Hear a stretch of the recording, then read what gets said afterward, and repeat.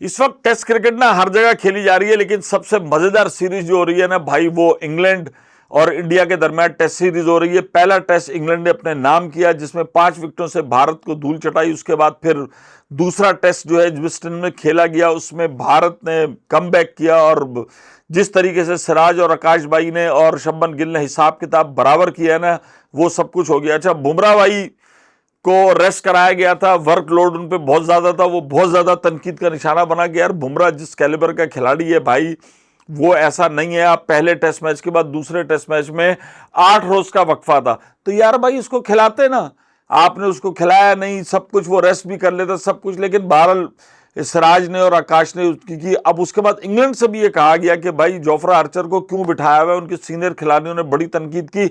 अब तीसरा test match Lord's में शुरू होने जा रहा है, जिसको कि मैका ऑफ क्रिकेट कहते हैं, और वहां पर होगा जिसमें जोफ्रा आर्चर भी आ गए, बुमराह भी आ गए। बुमराह पे भी बहुत ज्यादा प्रेशर। अब बुमराह पे प्रेशर तो आकाश और सिराज भाई का है, जो उसको दूर करना है। शुभमन गिल बेहतरीन इनिंग खेल रहे हैं, और भाई इस टेस्ट सीरीज के अंदर ब्रेडमैन अभी, मतलब देखो यार, इन लोगों ने कैरियर शुरू किए हैं, लेकिन ये किस कैलिबर के खिलाड़ी हैं कि ब्रेडमैन का एक सीरीज में 937 रन का रिकॉर्ड है। वो आवाजें लग रही हैं कि शुभमन गिल वो तोड़ देगा।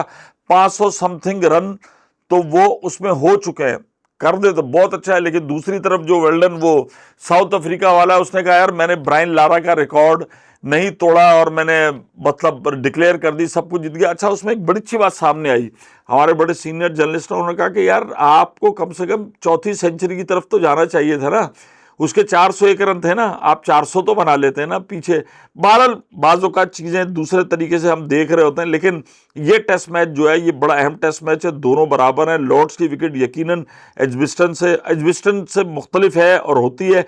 एजबिस्टन में भी भाई सारे, जिसे कहना चाहिए ना, माइकल एथर्टन और नासिर हुसैन और वो दिनेश कार्तिक सारे लगे हुए थे, flat wicket flat wicket flat wicket. लेकिन आप देखो भारतीय बॉलरों ने उस फ्लैट विकेट के ऊपर जिस तरीके से फरारी दौड़ाई है ना, उस फरारी ने सबका हिसाब किताब बराबर कर दिया है। बात यह है कि यार खिलाड़ी के अंदर दम होना चाहिए। ये विकेटें हैं, ये आउटफील्ड, ये सारे जो जितना जहनी तौर पर मजबूत है, और जिस बॉलर की स्किल्स मजबूत हैं, बैट्समैन की स्किल्स मजबूत हैं, जहनी तौर पर वो स्ट्रांग है भाई, वो छक्के छुड़ा देता है। मुश्किल वक्त में खेलना ही खिलाड़ी का इम्तहान होता है। बात यह कि इमरान खान जो कहते थे ना टाइगर, वो फिर टाइगर उसी को कहते थे कि यार मौके पे जो है टीम फंसी हुई है ना, वो अक्सर तो भाई खुद ही बल्ला लेकर पहुंच जाते थे। और फिर आपको करना चाहिए, आप ये देखें कि वसीम अकरम जैसे खिलाड़ी ये 9वें-10वें नंबर पर आते थे, लेकिन जब इन्होंने बैटिंग करना शुरू की, बॉलिंग के साथ हुआ, तो फिर एक वक्त आया कि यार अगर आपको तेज स्कोर करना है, 25-30 रन चाहिए, वसीम भाई को भेज देते थे, और वसीम भाई भी लंबे लंबे छक्के मारने में कोई बड़ा अच्छा अपना वो मुकाम रखते थे, वो छोड़ते नहीं थे। तो अपनी स्किल्स को आपको खुद डेवलप करना है। मौका नहीं मिला, ये नहीं मिला।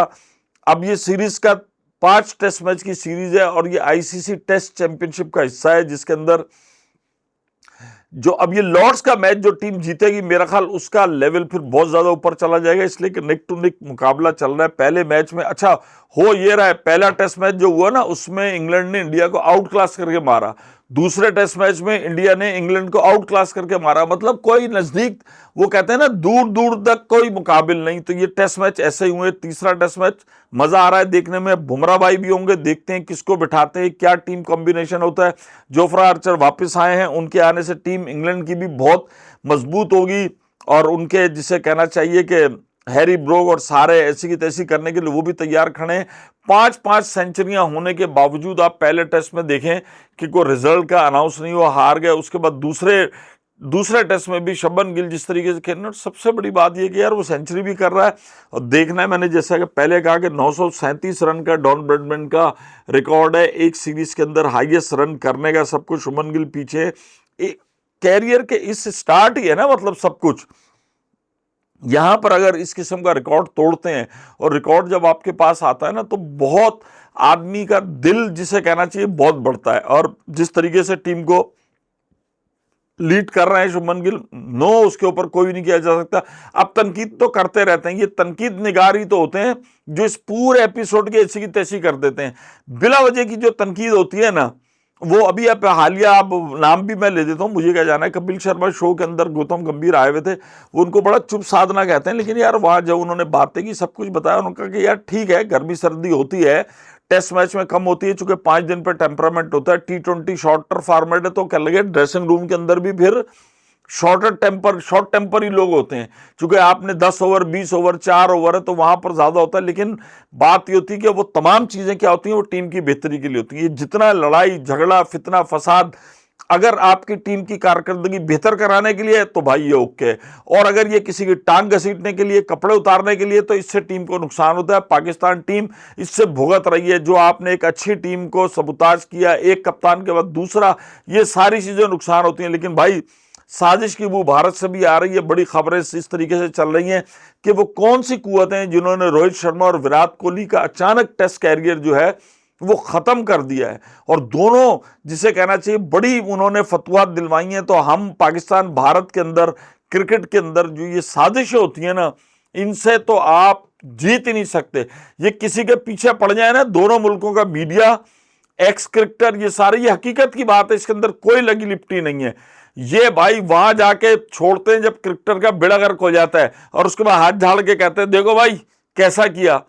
तो भाई टीमों को खेलने दो, जो बड़े खिलाड़ी हैं। और साजिशें कभी भी नहीं पनपती।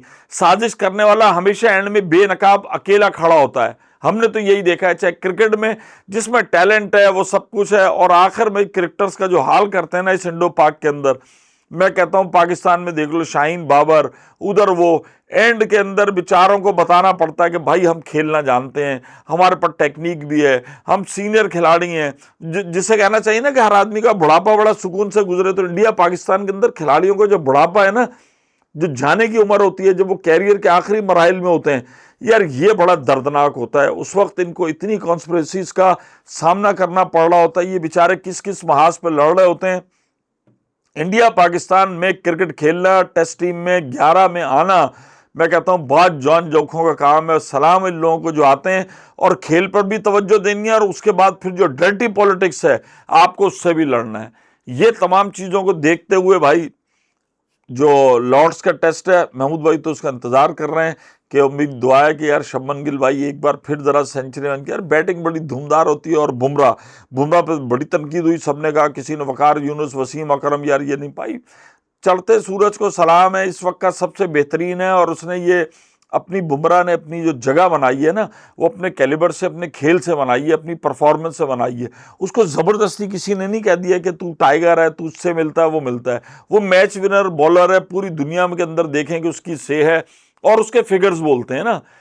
आईपीएल के अंदर जिस तरीके से बुमराह ने बॉलिंग कराई है, या चैंपियंस ट्रॉफी हो गई, या दीगर बड़े टूर्नामेंट्स में, उसमें भारत की फतवात में आप बुमराह की उससे इनकार नहीं कर सकते। तो आप लोग भी, मैं भी, आप भी, सब तीसरा टेस्ट मैच जो लॉर्ड्स में होने जा रहा है, हम उसका इंतजार कर रहे हैं जब कर्टन उठेगा कि इस टेस्ट मैच का रिजल्ट क्या निकलता है, कौन सी टीम जो है वो 2-1 की बरतरी लेती है। तो उस तक हो जाओ शाट।